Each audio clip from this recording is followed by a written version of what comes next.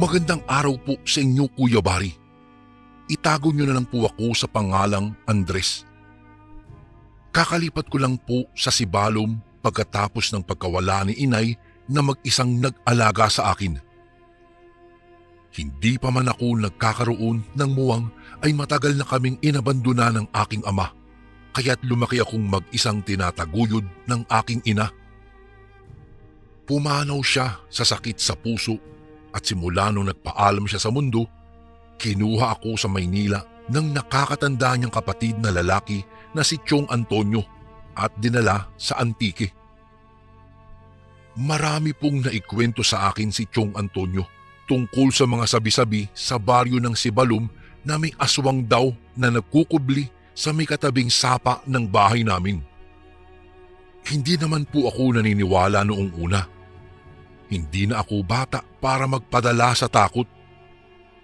Meron nga pala siyang kambal na anak, sina Rambo at Ramon. Sa kabutihang palad ay hindi naman ako nahirapang bumuo ng magandang relasyon kasama ang dalawa kong mga pinsan. Mababait po sila. Gayun din ang nanay nilang si Tiang Marisa. Nasabi rin sa akin ng kambal yung usap-usapan tungkol sa sinasabi ni Chong Antonio na aswang. Isang gabi raw noong lumabas silang dalawa kasama ang tatlong iba pang mga kaibigan upang maligo sa sapa ng Sibalom, isang taon na ang nakakaraan, binalot daw ng isa sa mga kasama nila ang lugar ng malakas na sigaw nang may humila sa kanyang paa nitong paglusong niya sa tubig. Dala ng takot, hindi na siya nagawang matulungan pa ng dalawa pa nilang mga kasama na noong mga panahong ding iyon ay nakalublob ang mga katawan sa sapa. Kumaripas ang mga ito ng takbo at hinayaang pumailalim ng tuluyan sa tubig ang kaibigang hindi na nagpakita magmula ng gabing iyon. Ninais din sanang tumulong nina Rambo at Ramon pero mas pinili nilang manatiling nakatayo sa may bato at panuorin ang kaawa-awang sinapit ng kaibigan, dala rin ng matinding takot nila. Bakas ang pagsisisi sa tono ng kanilang pananalita habang idinidetalye ang buong pangyayari. Siguro kung nasa posisyon din nila ako nung mga oras na iyon, maninigas lang din ako sa aking kinatatayuan, Kuya Bari.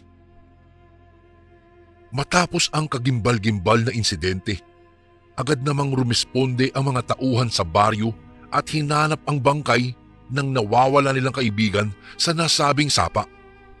Subalit ang natagpuan na lamang nila'y kamiseta at pantalo na lamang na huling suot nito. Hindi na nakapagtataka kung iisipin ng mga tao na baka sila lang din ang nasa likod ng sinapit ng kanilang kaibigan. Ngunit matagumpay naman nilang napatunayan na kakaibang nilalang ang may gawa nun. Salamat sa testimonya ng tumayong testigo na si Mang Kanor na noong gabing iyo'y galing sa pangangaso. Nasilayan daw niya ang unti-unting paglublob ng buong katawan ng binata sa tubig na tila ba'y may malakas na kamay na humihila rito mula sa ilalim. Narinig din niya ang paghingi nito ng saklolo habang sinasabing may humihila raw sa kanang paa nito. Hindi roon natapos ang paglaganap ng parehong insidente. Dalawang dalaga ang naiulat na nawawala sa sapa nang minsang maglaba ang mga ito roon. Hindi naman daw kasi lubusang naniniwala ang mga ito tungkol sa sinasabing halimaw na naninirahan sa sapa o kung tawagin nila'y bantay tubig. Kumalat ang balita sa buong syudad at dinayo ng mga turista ang sapa, dala ang kanilang kuryosidad sa tunay na kwento sa likod ng hindi lubos na maipaliwanag na kapahamakang dulot nito. May mga sumubok din na sisirin ang kailalim-laliman ng sapa at hindi na nakakagulat na hindi na ito nakaahon pang buhay. Dahil doon ay ipinagbawal na ang pagbibigay ng permiso sa mga turista na magpunta sa sapang iyon. Kuya Bari, ilang metro lamang ang layo ng sapa mula sa bahay ni Chong Antonio kaya't matinding pagpapaalala niya sa amin ni na Rambo at Ramon na manatili na lang sa bahay kung sasapit ang gabi. 3 buwan na rin simula nang tumigil ang sunod-sunod na insidente sa Sapa. Saad ni Chong Antonio habang ang bawat isa sa amin ay nakaupo palibot sa isang mesa upang pagsaluhan ang mga pagkaing nakahain para sa hapunan. Natuto na kasi ang mga tao, wala nang sumusubok na pumunta po roon. Saad naman ni Rambo. Nako, permanente na kayang ganito? Tanong naman ni Ramon na walang ekspresyon ang mukha. Hindi natin alam, sagot naman ni Tiang Marisa. Anong mangyayari kung tuluyan ng walang sumunod sa huling biktima? Muling tanong ni Ramon. Walang iba kung hindi maglalaho na ang takot na bumabalot sa baryo. Tugon ni Tiong Antonio. Hindi, ang mga tao po ang inaalala ko. Wika ni Ramon. Hindi ko po maunawaan ang ibig niyang sabihin sa mga katagang iyon, pero hindi na ako nag-abala pang magtanong. Sa isip-isip ko'y nakakawalang respeto kung sasabat ako sa kanila. Nagtinginan ang mag-asawa habang si Rambo naman ay napayuko na lamang ng ulo. Huwag kayong mangamba, hindi pa siya gutom. Lalong binalot ng pagtataka ang utak ko sa sinambit ni Tiong Antonio. Pero umakto akong parang walang pakialam sa kung anumang pinag-uusapan nila at nagpatuloy lamang ako sa pagkain. Andres, ibinaling ko ang aking tingin kay Tiang Marisa nang tawagin niya ang pangalan ko. Tiang, bakit po? Tanong ko sa kanya. Kung ano man ang hindi mo maunawaan sa pinag-uusapan namin, huwag mo na lang isipin. Wika ni Tiang. Opo, wala po yun. Tugon ko naman habang pakamot-kamot sa batok. Tumango ang mag-asawa sa akin, tanda nang nasisiyahan sila sa inasal ko. Ano bang dapat na hindi ko malaman? Sa totoo lang, Kuya Bari, ay naguguluhan talaga ako. Ano ang ibig sabihin ni Ramon nang sinabi niyang hindi ang mga tao ang inaalala niya? Sino ang tinutukoy ni Tiong Antonio na hindi pa gutom? Ipinagwalang bahala ko na lamang ang mga katanungang gumugulo sa isipan ko. Kung mayroon man silang lihim na itinatago, natitiyak kong hindi naman iyon ganoong kalaking bagay siguro. Mababait ang Tiong at Yang ko. Gayon din ang mga pinsan ko. Sa loob ng ilang buwan ko na pamamalagi rito sa Sibalom, ni isang beses hindi pa ako nakakapunta sa mismong sapang iyon. Natatakot din ako sa maaaring mangyari sa akin doon.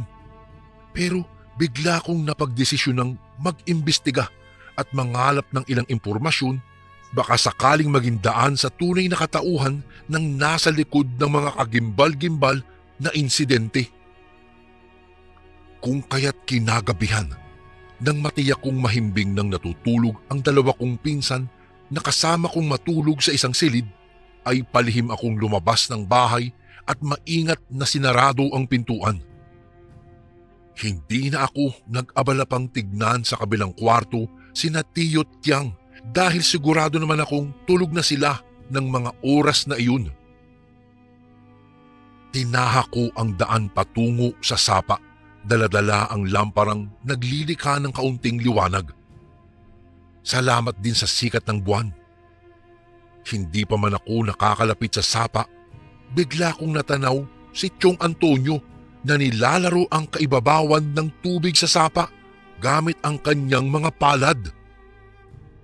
Parang may kinakausap siya sa ilalim. Nagtago ako sa likod ng isang malaking puno at dininig ng mabuti ang sinasabi ni Tiong kahit wala naman akong makitang ibang tao sa paligid niya.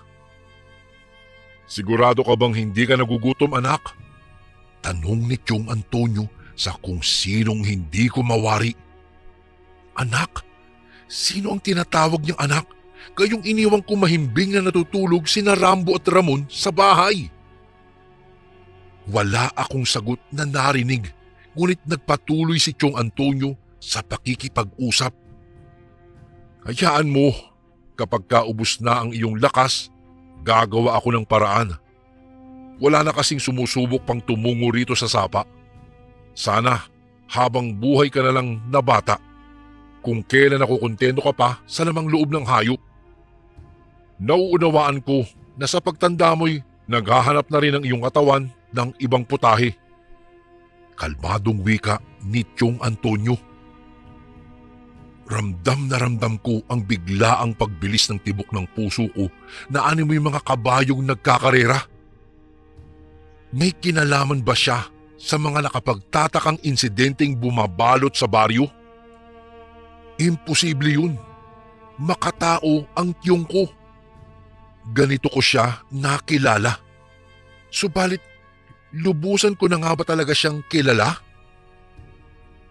Nanatili lang akong nakatago sa likod ng malaking puno. Nagbabaka sakaling magpakita ang kung sino mang tinatawag na anak ni Tiyong Antonio na tinitiyak kong siyang may kasalanan ng lahat ng pambibiktima rito sa sapa. Ilang minuto pa ang lumipas.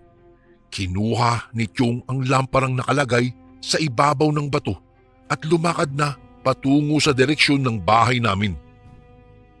Mas maingat akong nagtago upang hindi niya ako mahuli. Nang masigurado kong tuluyan ng naglaho si Chong Antonio sa lugar, sinamantala ko na ang pagkakataong makalapit sa mismong sapa. Inilapit ko ang lampara sa ibabaw ng tubig upang mas masilayan kong mabuti ang nasa ilalim. Maya-maya'y nanlaki ang mga mata ko sa aking natuklasan. Nakita kong nag-aaliw sa ilalim ng tubig ang isang babaeng may mahabang buhok, may mahabang buntot na parang isang isda at ang balat nito'y binabalot ng kaliskis. Agad akong napabalikwas at tumakbo palayo sa sapa. Sa kabutihang palad ay hindi naman ako napansin ng halimaw na nakita ko sa ilalim ng tubig dahil abala itong nagliliwaliw sa ilalim ng sapa. Binilisan ko ang aking hakbang nang bigla akong matisod nang narating ko ang kalagitnaan ng kakahuyan. "Ayos ka lang ba, iho?" Isang pamilyar na boses ang narinig ko. Maya-maya pa, nakita ko si Mang Kanor na naglalakad patungo sa akin at tinulungan ako nitong tumayo mula sa pagkakadapa. "Anong ginagawa mo sa mga oras na ito, iho?" Muling tanong niya sa akin. Hindi po kayo maniniwala sa nakita ko." Wika ko habang hinahabol ang hininga. Bakas ang pagod at kaba sa aking bawat paghingal. Hindi na rin ako nag-abala pang tanungin si Mang Kanor ng parehong tanong sapagkat batid ko namang mahilig siyang mangaso tuwing gabi. "Anong ibig mong sabihin?" Nagtatakang tanong niyang muli. Bumuntong hininga muna ako bago isalaysay ang lahat ng nakita ko. Napagdesisyonan ko pong tunguhin ang sapa upang mangalap ng impormasyon tungkol sa mga sunod-sunod na pagkawala ng ilang residente dito sa baryo. Pagsisimula ko. Tumango-tango naman si Mang Kanor habang nakakunot ang kanyang noo. Hindi pa man po ako nakakalapit sa sapa. Nakita ko po si Chong Antonio mula sa medyo kalayuan na mayroong kinakausap habang ang mga palad niya'y nakasawsaw po nasa kaibabawan po ng tubig. Tinatawag niya pong anak ang kausap niya pero wala naman po ako nakikitang taong nasa paligid niya. Nang nilisan niya po ang sapa, lumapit po ako rito at pinagmasdan ang nasa ilalim gamit po ito aking lampara. Doon nga po, natagpuan ko po ang isang babaeng may mahabang buhok at ang ibabang parte po ng katawan nito'y buntot ng kataw. Nagulat ako sa biglang winika ni Mang Kanor at hindi ko na naipagpatuloy pa ang paglalarawan sa halimaw na nakita ko sa may sapa. Oo, iho. Tama ang iyong narinig. Totoo nga ang kataw. Dagdag nito habang nakatingin sa kawalan. Oo, ano po yung kataw? Tanong ko sa kanya. Isa sila sa mga tinatawag na bantay tubig. Sa unang mga taon, sapat pa ang lamang loob ng hayop upang bigyan ng lakas ang kanilang mga katawan.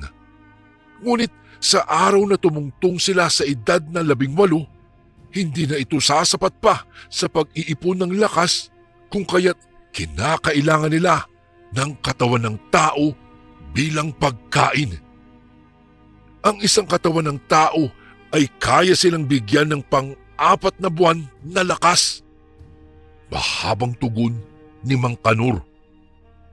Napatango na lamang ako, Kuya Bari, sapagkat hindi pa lubusang mapaniwala ang aking sarili sa lahat ng nalaman ko.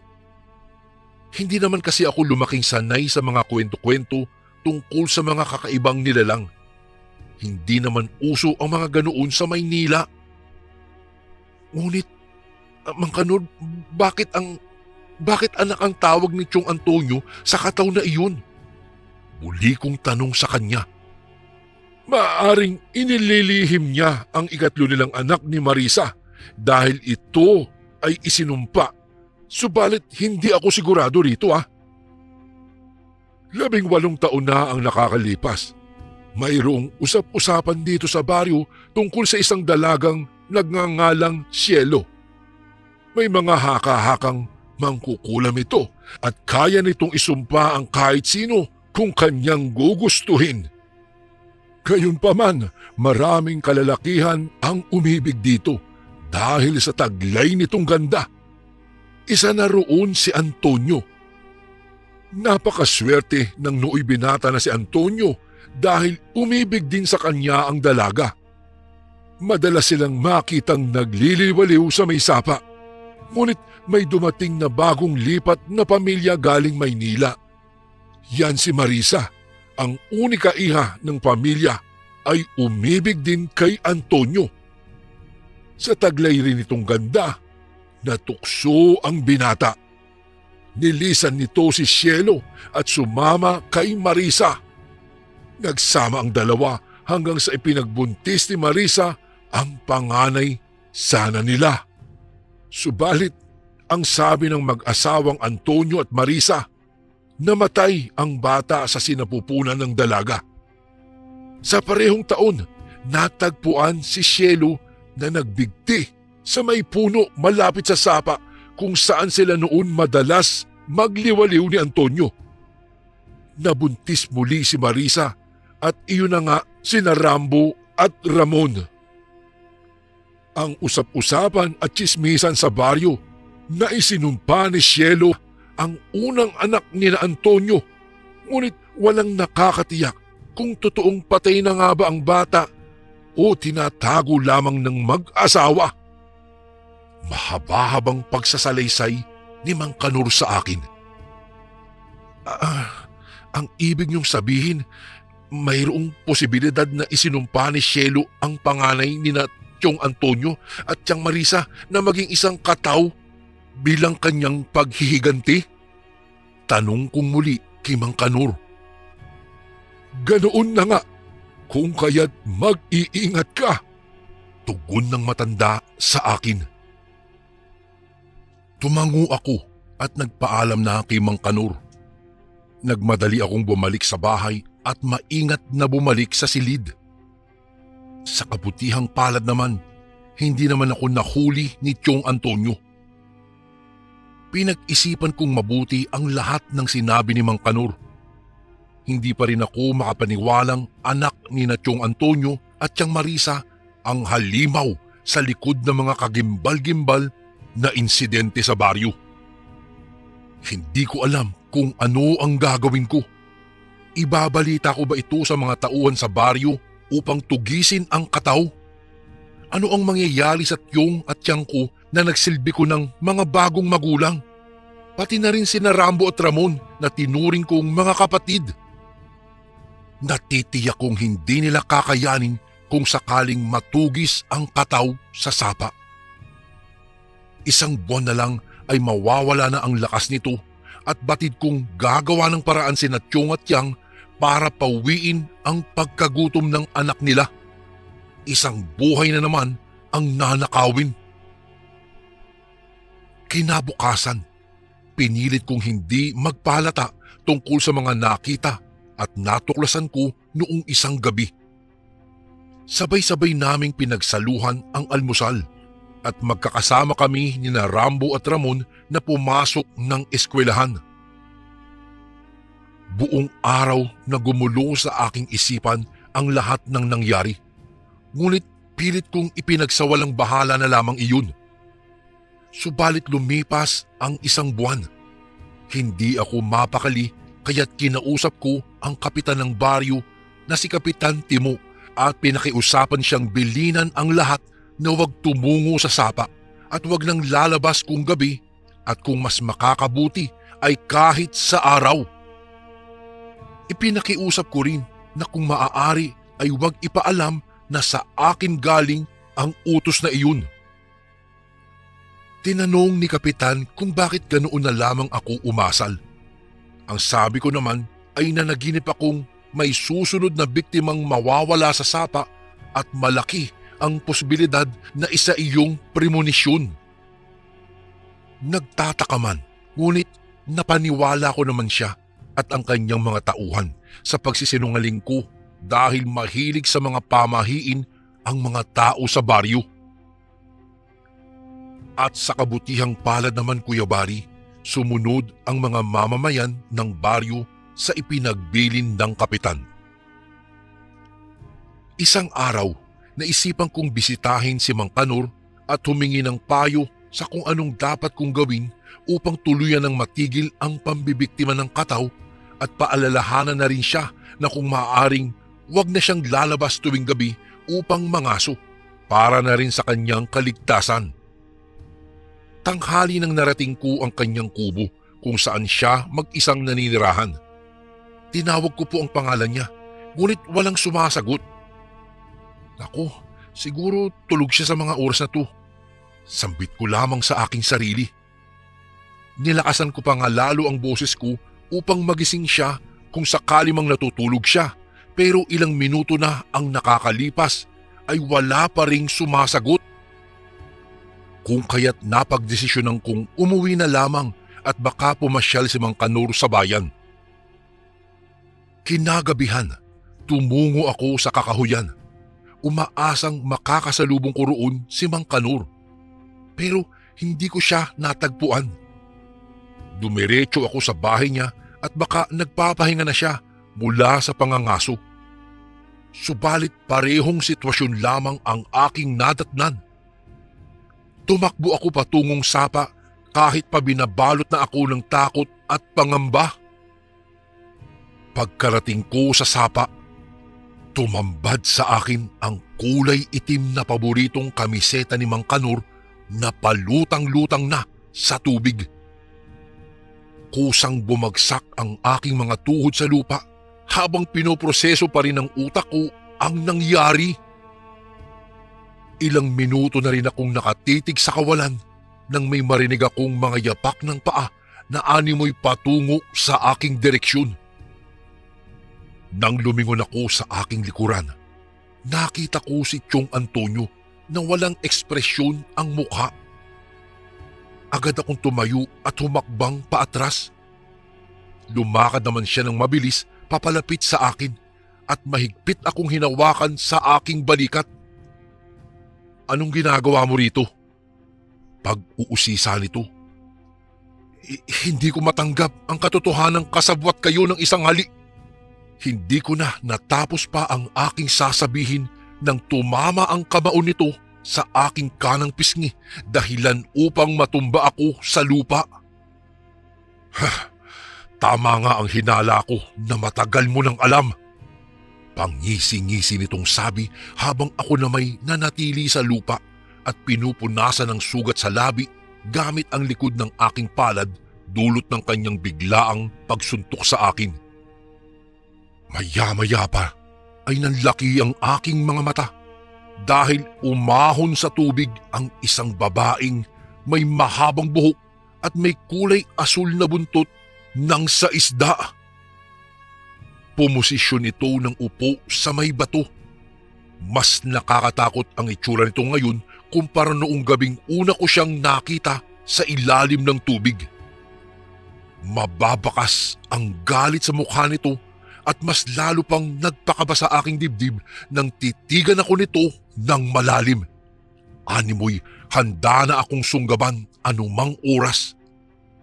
Naisin ko mang tumakbo, Kuya Bari, subalit hindi ako maagalaw sa tindi ng takot na nararamdaman ko. Lumapit sa kanya si Tiyong Antonio at kalmadong kinausap ang kataw. Huwag kang mag-alala, anak. Hindi siya kaaway. Hindi mo ba nakikilala ang kanyang amoy na kapareho ng sa kamiseta niyang dinala ko rito noon?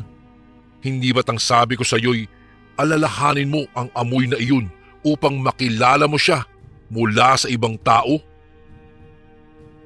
Kaya pala, kahit anong gawin kong paglapit sa sapa, hindi ako ginagambala ng kataw dahil pinaalalahanan siya ni Tiyong Antonio sa pamamagitan ng aking natural na amoy. Lihis sa aking kaalaman na malakas pala ang pang-amoy ng mga kataw. Ibinaling muli sa akin ni Tiyong Antonio ang kanyang atensyon. Binalaan niya akong huwag magsalita tungkol sa mga nalalaman ko at bumalik na ako ng Maynila kung hindi ko na nais pang manirahan sa puder nila. Kinabukasan din, Kuya Bari, napagpasyan ko pong lisanin ang baryo para bumalik ng Maynila. Ganun na lamang po ang pagtataka ng kambal, ni Tiang Marisa at ng mga tao sa baryo kung bakit biglaan ang aking desisyon. Subalit hindi na ako nag-abala pang ipaliwanag ang dahilan at nanatiling si Tiyong Antonio lamang ang nakakaalam. Noong araw ding iyon, wala pang nakakapansin sa pagkawala ni Mang Kanor dahil wala namang pamilyang naghahanap sa kanya. Makasarili man kung iisipin, hinayaan ko ang mga taga-baryo na lamang ang makatuklas ng lihim ni na Tiyong Antonio. Nanggaling din kay Tiyong Antonio na totoo nga ang haka-haka na ang dating niyang kasintahan na si Cielo ang may kagagawan ng pagkakaroon nila ni Tiang Marisa ng isang kataw na anak. Sinadya raw nito na maging isa sa mga bantay tubig ang una nilang anak upang sa tuwing bibisita daw si Tiyong sa sapa ay babalik sa kanyang alaala ang mga panahong madalas silang magtagpo ng noong dalagang si Cielo roon sa sapa. Noong nakabalik na ako ng Maynila, madalas akong magpadala ng sulat kay Kapitan Timo upang makasagap ng balita ukol sa kasalukuyang kondisyon ng baryo. Noong unang buwan, tumugon siya sa pamamagitan din ng pagpapadala ng sulat at ang sabi niya'y wala namang naiulat na mayroong nawawala sa sapa sa buwan na iyon maliban sa pagkawala ni Mang Kanor. Subalit lumipas ang 3 buwan. Isang nakakagimbal na balita ang aking natanggap mula kay Kapitan Timo. Ang sabi niya'y nawawala ang Tiyong Antonio at Tiang Marisa ko, pati na rin ang kambal nilang anak na sina Rambo at Ramon. 1 linggo na umano itong hindi matagpuan ng mga taga-baryo kapag binibisita ang bahay nila at ni isa'y walang nakakita sa mga ito. Malakas ang kutob nilang may koneksyon ang kanilang pagkawala sa misteryosong sapa. Marahil nga'y isinuko na nila ang kanilang mga sarili pagkatapos ng hindi mabilang na buhay na kanilang kinitil. 1 taon din nilang sinubukang pagsilbihan ang kataw sa sapa na sarili nilang dugo at kung tutuusin ay sarili ko ring dugo. Tao pa rin sila na nakakaramdam ng konsensya sa kabila ng kanilang kasindak-sindak na mga lihim. Hindi na nasundan po ang pambibiktima sa sapa magmula noon. Marahil sa tinagal-tagal na wala ng pagkukunan ang kataw ng lakas, ay kasama nitong naglaho ang kanyang pamilya. Kuya Bari, dito ko na po tatapusin ang aking kwento. Sana po'y maitampok niyo po ito sa mga darating na araw. Salamat po ng marami and more power po sa inyong channel. Lubos na gumagalang, Andres.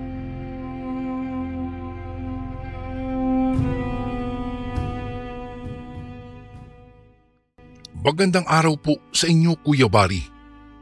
Itago niyo na lang po ako sa pangalang Seth. Ako po ay 30 anyos, isang tindero ng tinapay sa isang bake shop po dito sa Samar. Matagal na po ang aking trabaho. Mababa lang po ang aking sweldo at medyo kulang kami sa tulog, ngunit nakakatulong naman ang naisasahod ko sa araw-araw dahil nagagamit ko ito para pambili ng personal na mga gamit at pambayad sa upa ng tinutuluyan ko pong bahay. Bali, Kuya Bari, ulila na po ako sa mga magulang. May maniwala man sa akin o wala, aswang po ang pumatay sa aking mga magulang. Ipinagbubuntis pa lamang ng aking inay ang nakababata ko sanang kapatid nang magulat kami sa pag-atake ng isang bagong yanggaw sa aming bahay. Kinaluskos nito ng kinaluskos ang aming dingding hanggang sa tuluyan itong mabutas. Natatandaan ko po, 10 taon pa lamang po ako nang masaksihan ko kung papaanong karumal-dumal na pinatay ng aswang ang aking mga magulang, maging ang aking kapatid. Ang mga aswang ay kawangis nating mga tao. Mahilig silang magpanggap at magkunwaring mahina. Tila ba kinikilala nila ang ating mga ugali kung saan at ano ang ating mga kinatatakutan. Ang aswang na pumatay sa aking pamilya ay hindi na iba sa amin. Siya si Aling Remy. Mabait naman po si Aling Remy at maaalalahanin. Hindi ko nga lang talaga inaasahan na magagawa niya ang mga bagay na iyon. Na magagawa niyang linlangin ang aking mga magulang. Matagal nang tinutulungan ni nanay si Aling Remy. Wala ng pamilya ang babaeng ito. Dati po siyang palaboy-laboy lamang sa aming lugar. Binabato ng kahit sino, sinasaktan at hinuhusgahan. Dahil sa matinding awa, kaya niya nagawang dalhin si Aling Remy sa aming tahanan. Sa una po ay nakikituloy lamang ito sa amin, ngunit nang medyo nagagawa ng masanay ni Aling Remy ay nagpaalam siyang bubuod na sa amin ng tirahan. Mabuti na lamang po at pumayag ang aking mga magulang. Dito na nagsimulang mapansin ko ang mga bagay na kakatuwa para sa akin. Sa tuwing lumalabas ako ng bahay, palagi ko pong napapansin ang tahimik na tahanan ni Aling Remy sa aming tapat. Ang kanyang bintana ay wala man lang kabukas-bukas. Walang ilaw o kahit na sino man ang tumatao. Hindi ko naman masasabing natutulog na siya dahil ilang beses kong tinawag ang kanyang pangalan ay wala namang sumasagot. Naisip ko na lamang baka wala siya sa kanyang bahay at may pinuntahan lamang. Ngunit hindi po iyon iisang beses lamang nangyari, Kuya Bari. Isang gabi, muli ko pong napansin na tahimik na naman sa tahanan ni Aling Remy. Kumabog ang dibdib ko nang maisipan ko siyang puntahan. Baka lang may pinagkakaabalahan ang matanda kaya palagi itong wala doon. Palabas na sana ako ng aming bahay nang mamataan ko siyang naglalakad papunta sa likurang bahagi ng kanyang tahanan. Nagmamadali at mukhang balisa. Nakikita ko naman siya dahil maliwanag ang buwan noong mga oras na iyon. Alam ko, mabilis ko siyang mahahanap sakali mang sundan ko siyang talaga sa kung saan man siya pumunta. Napagtanto kong sa likod bahay lamang talaga siya. Kaya lang may kakaiba siyang ginagawa. Tila siya'y nagdarasal. Nakaluhod siya at nakadipa ang kamay na para bang may kung sinong sinasamba. Maya-maya'y ang sumunod na nangyari ay biglang nangati ito. Nangati siya. Matinding pangangati na humantong sa pamumula ng kanyang balat hanggang sa maisipan niyang hubarin ang kanyang damit.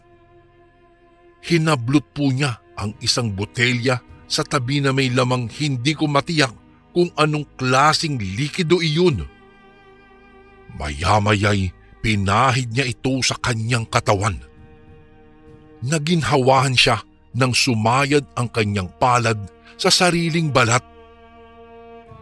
Nakita niyang dahan-dahan itong nagbabago hanggang sa tuluyan na siyang maging isang kahindik-hindik na nilalang. Dito na ako napaatras sa labis na takot. Nang matamaan siya ng liwanag ng buwan, ay biglang bumalasik ang kanyang mukha at nanlisik ang mga mata na hindi ko po inaasahan. Biglang umangil siya at tila nasasaktan, pero alam ko pong dahil ito sa naging pagbabago sa kanyang buong katawan. Maya-maya lang, ikinahindi ko na ang susunod na bagay na aking nasaksihan. Nagulat ako nang bigla niyang itinaas ang dalawa niyang mga kamay at may naglabasang mahahabang balahibo sa kanyang kilikili.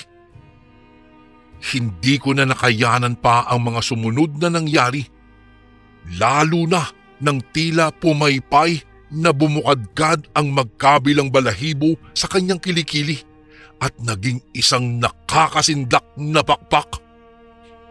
Nasa puko na lamang ang dibdib nang sumakit ito. Nahirapan po ako sa aking paghinga marahil dahil sa labis na pagkabigla dahil sa aking nasaksihan. Lalong-lalo na noong ikinampay na ni Aling Remy ang kanyang mga pakpak at umangat ito sa ere. Sinundan ko siya habang lumilipad. Nakikita ko ang mabagal niyang pagkampay hanggang sa makarating siya sa bayan kung saan maraming mga kabahayan. Nagulat na lang ako nang sapilitan siyang umatake sa mga naninirahan doon at biniktima niya ang mga ito.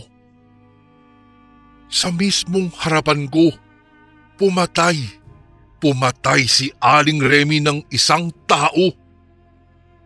Kitang-kita ko kung papaano siya naging hayok sa laman ng tao, kung papaano ang dati niyang mahinang mga braso ay kaya nang bumalibag ng kahit sino ngayon.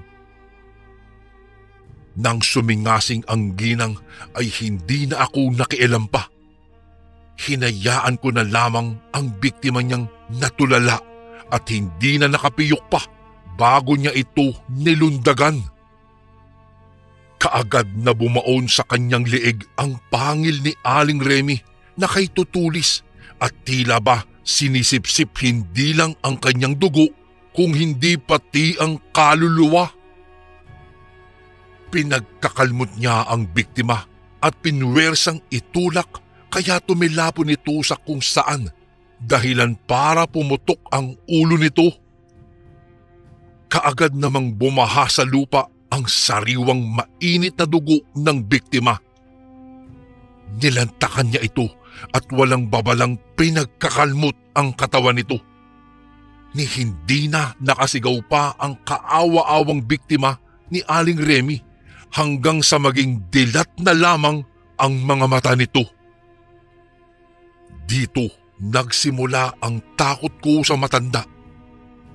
Makailang beses kong sinabi kina tatay ang tungkol sa lihim ni Aling Remy, ngunit ayaw namang maniwala nila. Ako lang daw ang gumagawa ng kwentong katatakutan, kaya dapat daw matulog ako ng maaga.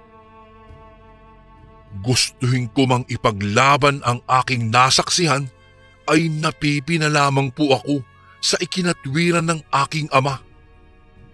Aanhin ko daw ang paninira kung wala namang matibay na ebidensya. Kung kaya't Kuya Bari, hindi ko na din ipinagpilitan pa ang aking nasaksihan. Gayunpaman, sinigurado ko na hindi kami magagawang saktan ni Aling Remy. Hindi ako naghihiwalay ng asin sa aking higaan. Saka sa kahit saang sulok ng aming bahay, may mga nilalagay akong pangontra laban sa kanya. Mabuti na lamang at may ibang matatanda akong napagtanungan tungkol sa mga bagay na kinatatakutan ng aswang. Ito ang pinaglalagay ko sa aming tahanan.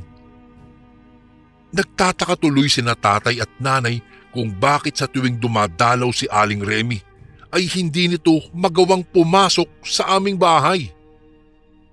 Ito po ay dahil natatakot siya na madikit sa kanyang balat ang bawat pangontrang sadya ko pong inilagay doon. Panigurado akong liliyab siya kaagad oras na masanggiman lang niya ang aking ipinatong na balahibo ng manok na may langis sa may pintuan. Ngunit hindi ko po akalaing lilinisan ni nanay ang mga bahaging iyon kaya naitapon sa malayo ang mga pangontra ko. Huli na talaga nang malaman ko po ito. Huli na para malaman kong tinanggal niya pala ang iilan sa mga tinik ng suha na pilit kong isiniksik sa bawat kanto ng aming bahay. Kaya nagawa kaming gambalain ni Aling Remy isang gabi. Marahil ay hindi na nakapagpigil pa ang ginang at nagawa na talaga niyang maghanap ng paraan para atakihin kami at lantakan ang sarili kong pamilya. Basta na lang siyang pumasok sa dingding at unang dinambahan ang aking nanay. Nagulat kaming lahat nang basta na lamang siyang kumubabaw sa aking inay at binutas ang tiyan nito. Maging ang ipinagbubuntis na sanggol ni nanay noon ay hindi niya pinatawad sa kanyang kasibaan. Nang makita ni tatay ang nangyari, sinubukan niyang lumaban. Gamit ang kanyang itak ay sinaksak niya si Aling Remy. Isang madamdaming bakit ang tinanong niya sa matanda, ngunit dahil nasaan yung aswang ito ay hindi niya nasagot si tatay. Hayop na winakwak din niya ang dibdib ng aking ama. Hindi na isiniksik sa isipan ang kabutihang ipinakita namin sa kanya noong mga panahong wala siyang mapuntahan at mahingian ng tulong. Wala akong nagawa noon, Kuya Bari, kung hindi ang mag-iiyak at umatungal ng pagkalakas-lakas. Para makalimutan ang masalimuot na pangyayari, ay napilitan akong umalis sa aming lugar at nagpunta dito sa bayan. Kailangan kong magbagong buhay. Kahit alam kong masakit, ay wala naman akong magagawa kung hindi ang kalimutan na lamang ang lahat ng nangyari. Ngunit habang nagpupumilit akong iwaksi ang lahat ng pangit na pangyayari sa buhay ko, ay saka naman ako nagkaroon ng kaibigang hindi ko inaasahang maghahatid din pala sa akin sa kapahamakan. Si Angelo. Kasing edad ko po lang si Angelo, Kuya Bari, at isa siyang pulis. Nagkakilala kami sa isang komosyon habang naglalakad ako papunta sa aking pinagtatarabahuhan. Isa siya sa umaawat sa dalawang lasing na nag-aamok sa plaza. Muntika na akong tamaan ng hawak na 2x2 kaya humarang siya at imbis na ako ay siya ang tinamaan. Sobrang nagulat talaga ako sa mga nangyari. Mabuti na lamang ay hindi siya napuruhan at kaagad ko siyang tinulungan. Dito na nagsimula ang pagkakaibigan namin. Pinagmasdan ko ang mga kasamahan niyang pinusasan ang 2 lasenggo at dinala sila sa presinto. Si Angelo naman ay isinama ko sa isang tindahan ng tinapay. Inilibre ko po siya ng makakain para man lang makaganti ako sa pagkakaligtas niya sa akin. Natapos ang aming pag-uusap na magkaibigan kaagad kami. Simula po noon, palagi ko nang napagkikita itong si Angelo sa aming tindahan. Nagdadala ito ng mga kasama at doon pa kumakain. Ang nakakatuwa pa, Kuya Bari, lahat ng kanyang binabayad sa akin ay may pasobra. Palagi kong sinasabi sa kanya na nahihiya ako sa dami ng magagandang bagay na binigay niya sa akin. Rason naman po ni Angelo, ayos lang daw iyon. Naaalala daw niya kasi sa akin ang kanyang nakababatang kapatid. Noon ko napagtantong pareho pala kaming wala ng pamilya. Parehong ulila at mas naglapit kami sa isa't isa. Kuya na ang tawag ko kay Angelo, ayon din sa kagustuhan niya. Tuwing Pasko, bagong taon at mga kaarawan namin, kaming 2 ang nagse-celebrate. Pareho kaming masaya kasama ang isa't isa. Naisip ko nga, Kuya Bari, maswerte pa rin pala ako kahit papaano kasi po binigyan ako ng Panginoon ng bagong pamilya at si Angelo ang pamilya ko. 5 taon na kaming magkaibigan nang makilala ko si Annie. Isa siya sa mga suki sa aming panaderya. Mabait po siya, maganda at palabiro. Hindi ko din naiwasang magkagusto po sa kanya. Nagpakita din ng motibo ng pagkagusto sa akin ng babae kaya hindi na ako nagpatumpik-tumpik pa. Agad kong niligawan si Annie. Katulad ng mga nagmamahalang babae at lalaki, nangarap din kaming 2. Ginusto naming magkaroon ng isang masayang pamilya. Hinangad kong maging mabuting ama para sa mga magiging anak namin. Dito na po nagsimula ang pagkakalayo namin ng loob ni Angelo. Anya, wala na daw akong oras na sumama sa kanya sa mga pasyalan tuwing bakanting oras namin. Kaya naman nahihiyang sinabi ko sa kanya na hindi naman kasi ganoon kadali iyon. Iba na ang sitwasyon namin noon at ngayon. Hindi ko nga lang lubusan akalain na ang ginawa kong iyon ay makakapagpabago pala sa kanyang pananaw sa buhay. Idiniin niya sa isipan na wala na siyang kasama sa buhay, na nag-iisa na lamang siya. Ilang buwan ko ding hindi nakita si Angelo, Kuya Bari. Pakiramdam ko'y iniiwasan niya ako. Nagagawa ko pa ngang huwag siyang pansinin nung una. Nang alukin ko na ng kasal si Annie, dito ko napagtantong kailangan ko pala si Angelo bilang aking magulang. Dito ko naisip na hindi ko siya dapat binaliwala. Hinanap ko po si Angelo at nanlumo nang mapagtantong hindi na pala siya pumapasok sa kanilang station. Nagpa-transfer daw ang lalaki sa kabilang bayan. Nasapuko ang aking muka dahil sa labis na kawalan ng pag-asa. Napakalaki kong tanga para baliwalain ang taong humulma sa aking matatag na katauhan. Hindi ako sumuko at hinayaan si Annie na asikasuhin ang mga kakailanganin sa aming kasal. Naiintindihan naman niya ako na labis kong ipinagpapasalamat.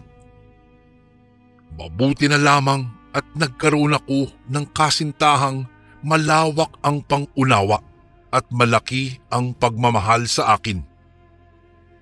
Sa pagtatanong-tanong ko sa kanyang mga kasamahan, napag-alaman kong sa isang baryo sa kabilang bayan na sakop pa rin ng Samar, nakatira daw si Angelo. Nabuhayan ako, Kuya Bari, at hinanap ko ang bahay niya hanggang sa humantong ako sa harapan ng isang lumang kamalig kung saan siya nakatira. Naabutan ko po si Angelo na naghahanda ng hindi ko matiyak na okasyon. May mga kalderong nakasalang sa labas ng kanyang bahay at may malalaking apoy siyang nilikha sa paligid. Hindi po muna ako nagpakita sa kanya. Dahan-dahan kong nilibot ang kanyang tahanan nang hindi niya napapansin hanggang sa tuluyan na akong makalapit sa kanyang niluluto. Nagkataong pumasok si Angelo sa loob ng kanyang bahay, kaya nagkaroon po ako ng pagkakataong masilip kung ano ang kanyang isinalang. Inamoy-amoy ko pa ito at parang mabango. At nahindik ako nang bahagyang umusli ang isang putol na kamay na nilalaga sa loob ng walang takip na lutuan. Marahas akong naghabol ng hininga at pagkadakay nagsuka. Sobrang nandiri po talaga ako sa aking nasaksihan, ngunit nang mapansin kong may papalabas ng bahay ay hindi ako gaanong naagalaw na. Literal po akong naistatwa at hindi na nakaalis nang magkatitigan kaming dalawa. Mangiyak-ngiyak kong tinanong si Angelo kung ano ba ang nangyayari sa kanya, kung bakit naging ganito ang sinapit niya. Nang hihinang yumuko ako sa kaalamang ang kanyang ginagawa ay isang malaking pagsuway sa batas ng tao at Panginoon kahit pa pulis siya. Tumingin sa akin si Angelo. Anya, matagal na daw niyang tinatago ang lihim niyang ito. Siya ay isang aswang, ngunit hindi niya ginusto ang lahat ng nangyayari sa kanya. Nagagawa lamang daw niyang kontrolin ang sarili niya nang makilala niya ako. Akala daw niya, malilimutan na daw niya ang halimaw niyang pagkatao. Ngunit nalungkot siya ng husto nang magkaroon ako ng panibagong paborito. Nalumbay daw siya nang makitang iba na ang palagi kong kasama. Labis daw siyang nalungkot nang maisip na baka hindi na raw siya mahalaga sa buhay ko. Itinanggi ko ang lahat ng iyon, Kuya Bari. Sinabi ko sa kanya na pareho ko silang mahal ni Ani. Magkaiba nga lang sa paraan pero pareho silang mahalaga para sa akin. Pareho kayong naging parte ng buhay ko. Si Ani bilang ang babaeng minahal ko at si Angelo naman bilang kapatid ko. Nag-iyakan kaming dalawa, Kuya Bari, at nagpaliwanagan. Tanggap ko ang buong pagkatao niya. Sabihin man nating katulad niyang aswang ang pumatay sa mga magulang at kapatid ko. Hindi naman kasi siya ang literal na aswang na mismong gumawa nun. Kagaya lang din naman ng mga tao ang mga aswang. Hindi po lahat ay masasama at palaging kamatayan ang gustong nakikita. Tinanong ko siya kung sino ang mga nasa kaldero at niluluto niya. Ayon kay Angelo, sila daw ang mga taong pumapatay ng mga inosente. Bata man o matanda ay hindi nila pinapatawad. Kaya para magamit nila sa kabutihan ang katauhang aswang niya, ay inisip niyang hulihin na lamang ang mga taong gumagawa ng masasama sa lipunan. Dahil sa kanyang itinuran, wala akong sagot na maisagot po sa kanya. Ganun pa man, ikinalma ko na lamang ang aking sarili at inalala ang dahilan kung bakit ako nagpunta sa lugar na ito. Ipinaliwanag ko kay Angelo na ikakasal na kami ni Ani. At sana ay matanggap na niya ang babae bilang kabiyak ng buhay ko. Tumingin sa akin si Angelo. Ngumiti siya. Anya, masaya daw siya para sa akin. Ngunit humingi siya ng paumanhin na hindi siya makakapasok ng simbahan. Natawa ako at sinabi sa kanya na naiintindihan ko siya. Ipinangako niyang pupunta siya at hindi daw siya mawawala sa kasal namin ni Annie. Habang pauwi na po ako, Kuya Bari, sa aking tinutuluyan, ay hindi ko po talaga maiwasang magtaka kung bakit parang gano'n na lamang kadali sa akin na tanggapin ang tungkol sa lihim ng kaibigan kong si Angelo. Para bang wala lang sa akin kung malaman kong aswang siya at may tinatagong lihim sa kanyang pagkatao. Inalala ko tuloy ang aming samahan. Wala talaga akong kaide-ideya o maging hinala man lang na siya ay isang aswang. Hindi talaga ako makapaniwala ng gabing iyon. At ayun na nga, Kuya Bari, sumapit ang araw ng aming kasal. Kabado akong naghihintay sa aking bride na maglalakad na papunta sa akin. Tumunog na ang musika sa simbahan, hudyat para simulan na ang kasal. Pareho kaming napangiti, naghahanda sa nalalapit naming pag-iisang dibdib. Noong magsimula na po ang seremonyas ng kasal, alam kong wala na kaming atrasan pa. Tinanggap namin ang buhay at pag-ibig ng isa't isa sa hirap at ginhawa. Kinagabihan ay nalibang kami sa munting programa na inihanda ng aming mga malalapit na kaibigan. Doon ay kasama na si Angelo. Ikinuwento niya sa marami ang tungkol sa una naming pagkikita, sa una naming pagiging magkaibigan. Pagkakadiskubre namin sa aming mga bagay na kinatatakutan at ang aming mga pangarap. Marami po ang naiyak hanggang sa magpaalam si Annie na pupunta muna sa aming inuupahang silid sa bahay na iyon. Naging simple lang po ang aming selebrasyon. Walang malalaki at kilalang personalidad, walang mayayaman o mahihirap. Lahat ay masaya at pantay-pantay ang tinginan sa bawat bisita. Sumunod naman ako kay Annie dahil nag-alala ako sa biglaang pag-alis niya.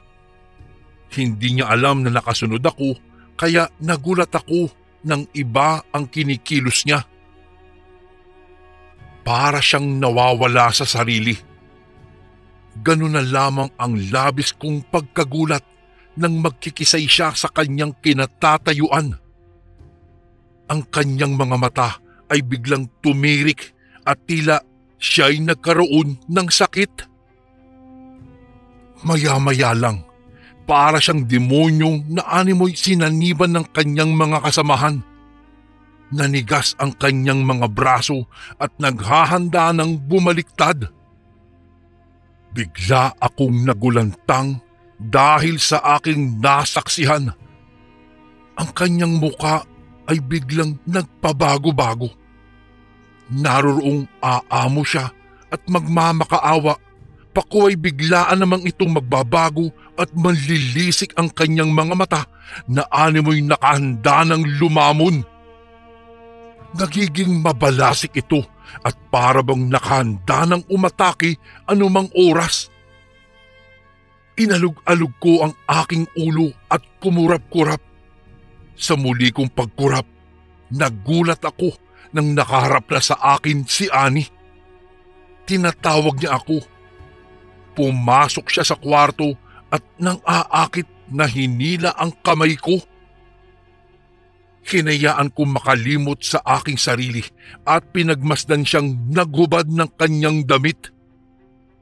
Pagpasok ko sa silid, tumambad po sa aking harapan ang maladyosa niyang katawan na hindi ko kayang tanggihan. Wala na akong pakialam. Asawa ko na si Annie. Kaya wala na akong pakialam kung hanapin man kami ng mga kasamahan ko sa ibaba. Napalunok ako at nakaramdam ng panunuyo ng lalamunan. Napakaganda po ni Annie, Kuya Bari. Lahat ng kurbang naglalarawan sa kanyang kabuuan ay perpekto po at wala ni katiting na peklat. Lumapit ang aking asawa sa akin at hinayaang magkatitigan ang aming mga mata. Tuluyan na akong nagpatupok sa apoy na nilikha naming dalawa. Ginawa namin ang mga bagay na alam naming makapagpapasaya sa unang gabi namin hanggang sa maabot namin ang rurok ng paraiso. Matapos yun ay nanghina akong bumagsak at pinagmasdan ang kisame. Maliwanag dahil bilog po ang buwan. Hinayaan kong yakapin ako ni Annie dahil nasisiguro kong panghabang buhay na ang kaligayahan kong ito. Napakaswerte ko. Nariyan si Annie. Nariyan si Angelo. Pwede na akong tawaging mayaman sa pagmamahal. Bumaling ako sa kanya para gawaran din siya ng yakap. Ngunit gano'n na lamang po ang aking pagkasindak nang magulat sa aking nasaksihan. Namataan ko sa isang sulok ng silid ang aking asawa. Nakatirik ang kanyang mga mata, ngunit halos panawan ako ng ulirat nang makitang gumagapang siya na parang butiki papunta sa aking kinaroroonan. Nakangisi ito at mukhang takam na takam sapagkat siya ay isang aswang. Dali-dali kong binuhay ang ilaw nang magkumahog akong lumapit sa switch para lang mapamura nang mapagtantong tumahimik bigla ang paligid. Wala na ang musika at ang mga nagtatawa ng mga bisita. Nasaan na ang mga tao? Nasaan si Angelo? Nagsisigaw ako nang dumaluhong sa akin si Annie na may nakakasindak na anyo. Pinagkakalmot niya ako habang sapilitang inilalawit ang kanyang dila sa aking mukha. Bawat pag-angil niya ay may katumbas na mahaba at malalim na sugat mula sa kanyang mga kuko. Kaya ilang saglit lamang ay duguan na ako. Halos mapasuka ako nang malanghap ang nakasusulasok na amoy ng kanyang hininga na para bang kalalantak lamang ng sariwang lamang loob. Nag-umiyak ako at sapilitang tinadyakan siya dahilan para bumalya siya sa paanan ng kama. Kitang-kita ko ang pagbagsak niya at pagsingasing na hindi nagustuhan ang aking ginawa sa kanya. Naisipan kong gumulong papunta sa pintuan para buksan iyon. Ngunit napagtanto kong hindi pa pala siya tapos magbago ng kanyang anyo. Nanlalaki ang aking mga matang pinagmasdan nang magbago ang kulay ng kanyang mga mata at magkaroon ng mahahabang pangil. Ang kanyang mga kukoy naging matutulis at ang kanyang balat naman ay biglang umitim at naging mabalahibo. Nagkaroon siya ng buhaghag na buhok at naglalaway na bibig na parang kayang lumamon ng isang buong tao. Maya-maya lang ay ngumanga si Annie, kaya napaatras po ako nang makita ang napakalaki niyang bibig na tila ba kaya akong lambunin ng buo. Humingi ako ng tulong kay Angelo. Alam kong aswang ang pulis na kinakapatid kong iyon, pero nakasisiguro ako na hindi niya ako kayang saktan. Hindi kagaya ni Annie na mukhang balak pa yata akong patayin sa simula pa lamang ng kanyang panlilinlang sa akin. Noong papalapit na si Ani sa akin, napapikit na lamang ako at nagdasal. Yung kaninang kaligayahang naramdaman ko ay iyon na pala ang huli. Ngunit sa isang iglap lamang, biglang dumating si Angelo at nagpakitang gilas din sa kanyang kakayahan. Ang kanyang anyo ay tao pa din, ngunit napaatras ako nang makitang nagbago ang kanyang anyo matapos siyang tamaan ng liwanag ng buwan. Siya man ay naging isang halimaw na sa tingin ko ay walang inaatrasan, walang inuurungan. Nasaksihan ko, Kuya Bari, sa unang pagkakataon ang paglalaban ng dalawang mahalagang nilalang sa buhay ko. Si Ani na aking asawa at si Angelo na pulis na aswang ng Samar. Bigla na lamang nagkalmutan sila at nagbalyahan. Tila ba mga mababangis na hayop na walang pakialam kahit itaya pa nila ang kanilang mga buhay. Natatakot man ay nagdasal ako sa puong may kapal. Hindi ko alam kung sino sa kanila ang may binabalak na masama sa akin, ngunit iniisip ko pa din na kung sino man ang manalo, sana siya yung tunay na nagmamalasakit sa akin. Hinayaan kong magkasakitan ang dalawang nilalang na ito hanggang sa tuluyan ng magapi ni Angelo si Ani. Ikinagulat ko nang sabihin sa akin ni Angelo na matagal na niyang napapansin ang kakaiba sa babaeng minahal ko. Hindi lang daw niya magawang ipagsabi ito sa takot na baka layuan ko siya at masira ang pagkakaibigan namin. Umiling ako. Hindi kailanman mangyayari ang bagay na iyon. Ngayon pa na alam ko na kung sino ang totoong nag-iingat sa buhay ko maliban sa sarili ko. Alam kong hindi ako pababayaan ni Angelo. Matapos po ang pangyayaring iyon, napagpasyahan kong umalis na sa lugar na iyon at lumipat na sa Pasay. Magpas hanggang ngayon, masaya po ako dahil hindi man kami magkasama ni Angelo, ay nanatiling matalik pa rin kaming magkaibigan. Hanggang sa nagmahal muli ako ng isang babae dito sa Maynila. Ngayon po ay may 2 na kaming anak at naninirahan dito sa Pasay City. Paminsan-minsan po ay nagkakausap pa rin naman kami ni Angelo gamit ang cellphone. Ngunit magmula po na nangyari iyon ay hindi na muli kaming nagkita pa.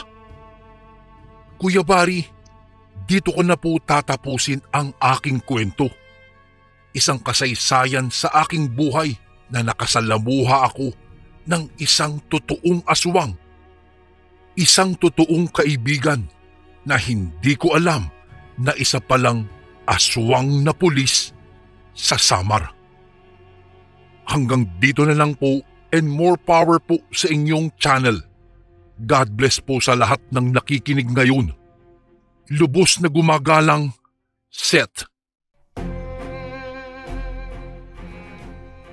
And again, maraming salamat po mga kasundo. Don't forget to subscribe and i-click nyo lang po yung bell na button para updated po kayo sa mga upcoming videos namin na paparating.